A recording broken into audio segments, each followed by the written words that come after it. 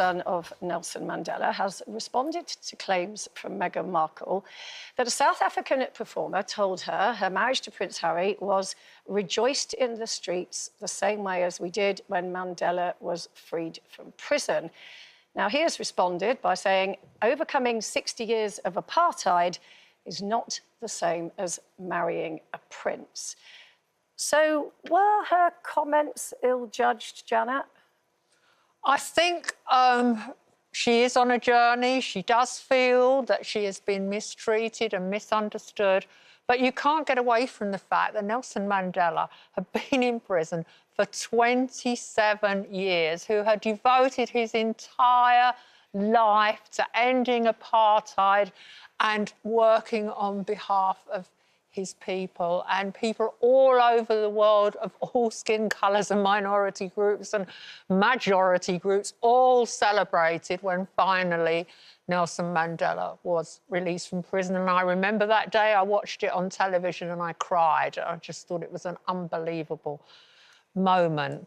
So, you know, I think it was knocked, although someone might have said it to her, was it a good idea to repeat it? I think the timing of all this is a little bit unfortunate. I think the Queen is at Balmoral. We've just heard that she's not going to receive the new Prime Minister in London like she normally would. He or she will have to go up there. And I can't help feeling that this barrage of stuff coming from Meghan and Harry is distracting from the fact that the Queen is at a quite delicate stage of her reign. I don't want to say any more than that. Kelle? Well, I think the point that Meghan was trying to make and not trying to speak for her is there is some commonality between apartheid being abolished and her marrying a prince. I mean, other than Queen Sophie Charlotte, she's the first recognised woman of colour within the royal family.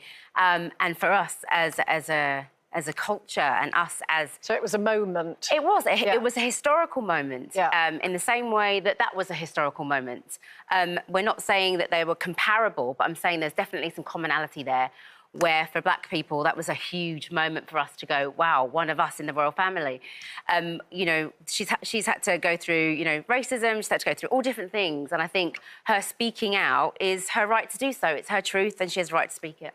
Yeah, but there's some truths that in that interview that don't bear much inspection for reality. She said in the cut interview that one of the reasons that she left the UK was that she wouldn't be able to do the school run because her children, her small children, will be hounded by press photographers.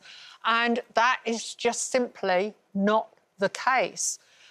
Because there are very, very strict rules in place now relating to access to the royal family and photography of children, not just of royals, but of famous people too. And you cannot photograph But her life children. wouldn't just be limited to the school run. She's talking about the negativity that is put towards black people of colour, and her son is a person of colour. So, yes, so he would be protected within that royal bubble. But outside of that, what would happen? And she's been seeing... Well, you seem to be implying that the British people, by default, would think less of her son and treat her...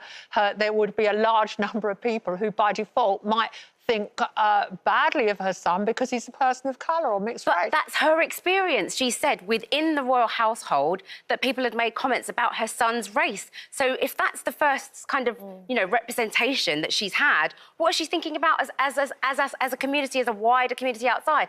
Racism is something that we deal with on a daily basis. She didn't just leave because of that. She left because of her mental health. She left because she felt that what was happening within the establishment, within the royal household, she couldn't manage, she couldn't cope with. There's racism in America as well, though, isn't there? Absolutely, there's racism in America as well. But I think what she was saying within the interview, and if you read it, she was very much, you know, this journalist, Alison P. Davis, there's many comments where Meghan has said within the interview, I said that within the Oprah Winfrey interview, can we move on, please? Very sternly correcting and asking that journalist to move on.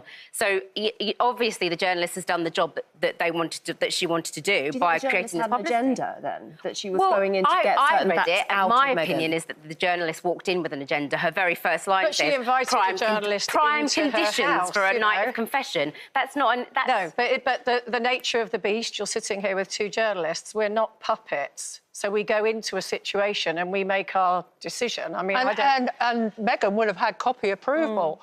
I mean, there's no two ways about that. And what I find ironic is that she left this country because she complained of having her privacy invaded, and she's crossed to another continent where now, in the space of a week, we've had 2 podcasts and a 6,000-word interview. But within the confines of the royal family, she had her passport taken. She wasn't allowed to have her own did Instagram not account. have her passport. There were lots of things that she... They hold it on a file. Yes, for absolutely, ease but But if she could have walked in there and went, can I have my... She went to New York for a baby shower. She did not have her passport removed. She couldn't receive her own mail without somebody else reading it.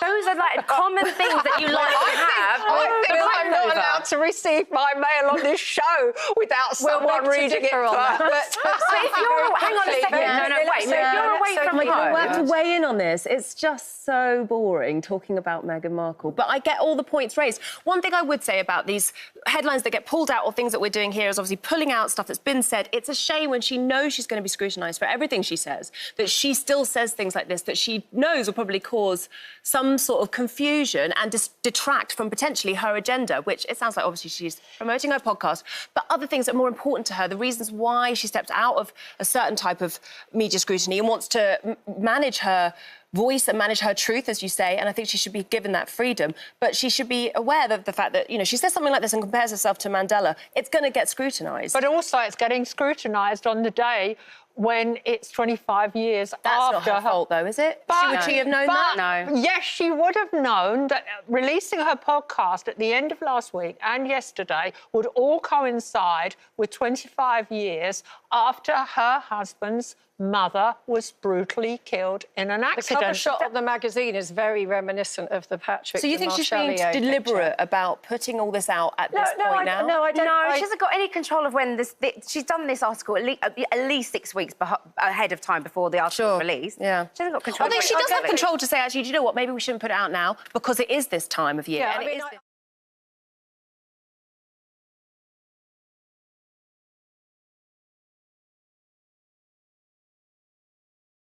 Hey squad, welcome back to Royal Sussex Squad, the place where we stand for truth, dignity and calling out nonsense when we see it. So let's get into this.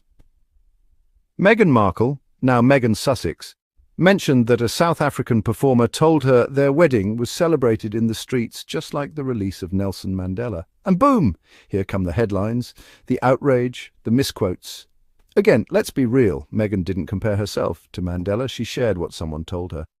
A personal story, but the media spun it like she was trying to rewrite history. Please.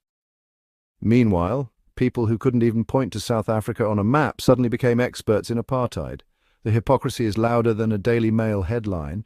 And let's not forget how these same folks try to gaslight her when she speaks out about racism, mental health, or the brutal way she was treated by the firm and the press. Meghan's crime? Speaking the truth? Existing while black in the royal family. How dare she have boundaries and a voice? Then they try to say she was exaggerating about being hounded or losing privacy, as if she wasn't stripped of her passport, denied mail, and watched like a hawk by an institution that wanted her seen, not heard. Let me remind you all, Meghan and Harry didn't leave the royal family, they escaped it, and all this timing talk, saying she planned releases around sensitive royal anniversaries. Give it a break. If Meghan cures world hunger, someone will say she's stealing Diana's thunder.